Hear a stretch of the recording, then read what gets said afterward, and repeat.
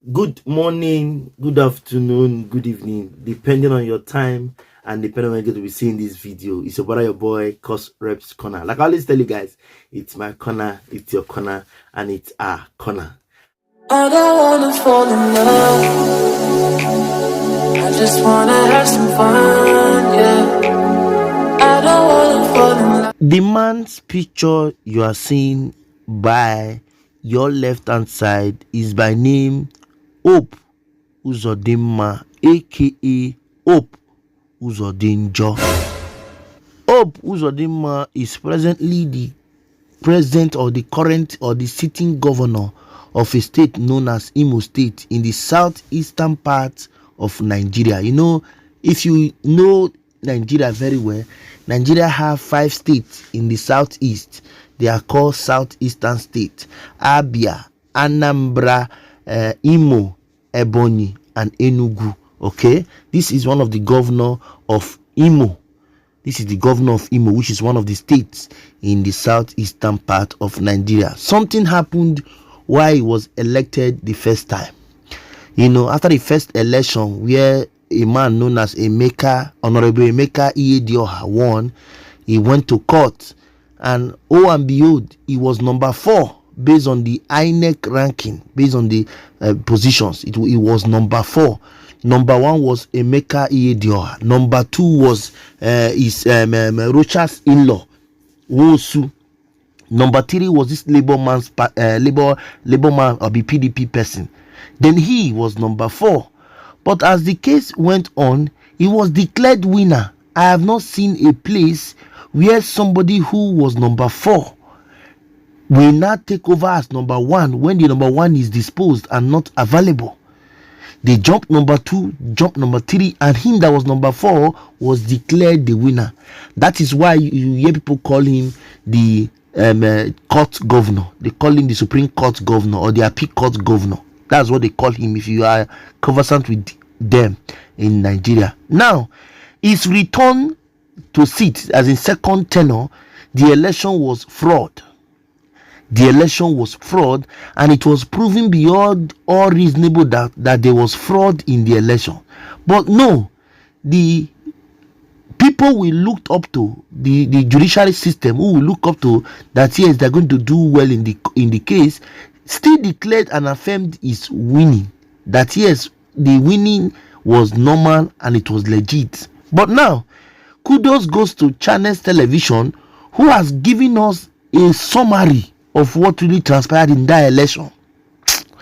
Nigeria can never conduct a free and fair election. If you like, you take. If you like, you do not take. I have told you what I know. This is a rundown of how the election went for Imo State for the last governorship election, where Hope Uzodinma, aka Hope Uzodinjo, was returned to office, elected governor of Imo State. I will not talk more than this. I want you to sit back now, watch this video, and tell me what you see, and tell me if Nigeria can ever conduct a free, fair, and credible election. I haven't said I want to thank you all for always watching my content. I want to appreciate us for the love, the care, the support.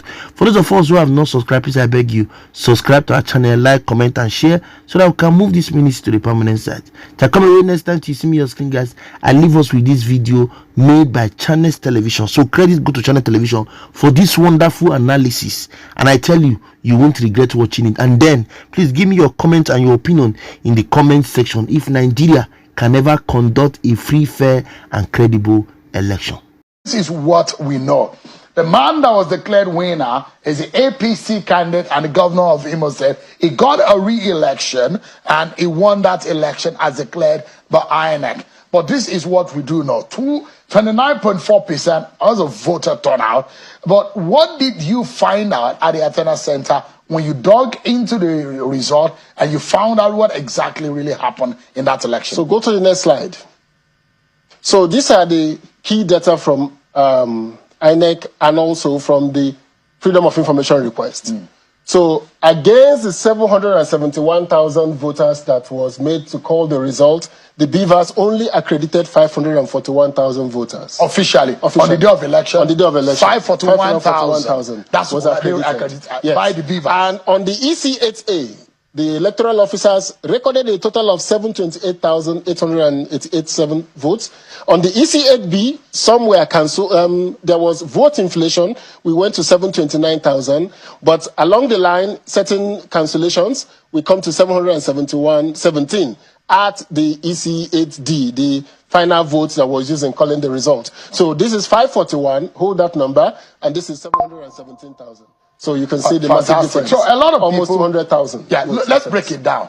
This is on the election day. Yes. What the Beavers officially, the instrument for accreditation. Accreditation. Fantastic. Yes. And the Beavers emerge from INEC wanting to say accreditation and voting is going to commence almost at the same time. Simultaneously. So you accredit, you vote. So there is no way you could have accredited 541 and 717 will vote. And because usually, no accreditation, no voting. That's usually the Beavers has a memory. Yes. It captures in its memory. Yes, it's stored it. What is being accredited on the day of election. 541,000. But now there are discrepancies in these figures. Now, downloaded from INEC viewing portal, which are the result has been scanned by the officials of INEC onto the INEC onto the IREV. So if you go to the next slide, you will see what we saw on the IREV.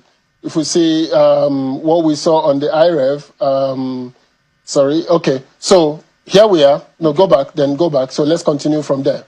So there was significant non-compliance with INEC electoral guidelines in 1,101 polling units, where the results, the total votes cast, did not match with the Beavers accreditation. So that is to say, Beavers accredits A number and they recorded B numbers. So the number of voters were more than what the Beavers accredited. This only happened in 23% of the polling units. Now, hold that. In 77% of the polling units, the results were consistent. The total votes and the Beavers matched. So there was very high compliance. Technology has helped us in Nigeria to say that our votes do count. Our 73% was compliant. 23.1%, now this is the problem. They altered the election results. If you look at this, these are the local governments and these are the non-compliance issues. The highest non-compliance happened in about 10 polling units, in about 10 local governments. So you see Oru East, Uguta, Okigwe, Olo, Oru West, Ikeduru, Wangele, Oso, and Unkwere. Interestingly, all these local governments are in the senatorial zone of the governor. This of the winner of the election, of the winner of the APC candidate. The APC candidates, interestingly. But the highest was in Oru East, the local government of the governor. That's where we saw the highest non-compliance. So what happened was that whatever we saw as the official result, either the one uploaded on the Beavers, the one uploaded on the IREV, and the one INEC had, eventually, as given to you by INEC, there were discrepancies to the original result has been announced. So let's go forward. Now, there was overvoting in 807 polling units.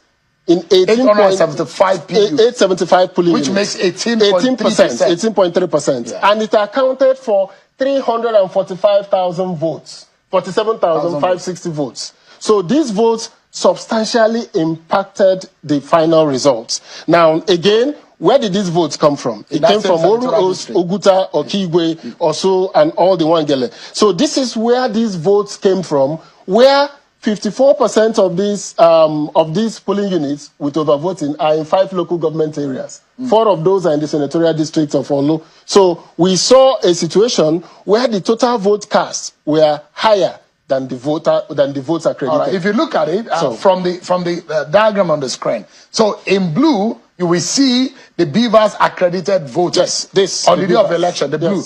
So, and you will see as against the EC8A vote cast, which is supposed to be, it's supposed to tally. It's supposed to tally. But unfortunately, they are not tally. So you will see the increase, which gives you the 347,000 I mean, the 18.3% unaccounted for, Yes. which we could not validate. We could not validate. Officially. So what that means is that by the INEC rules, once the votes are more than the Beavers accreditation, you cancel that polling unit. Now, in the polling units where there was this distribution of overvoting, APC got 293,000 of those votes, PDP got 16,000, and Labour got 15,798. So you could see that APC was the major beneficiary of the polling unit where the total votes and the VVATs do not tally. So that's Interesting. a significant outcome. Outcome of that. Yes.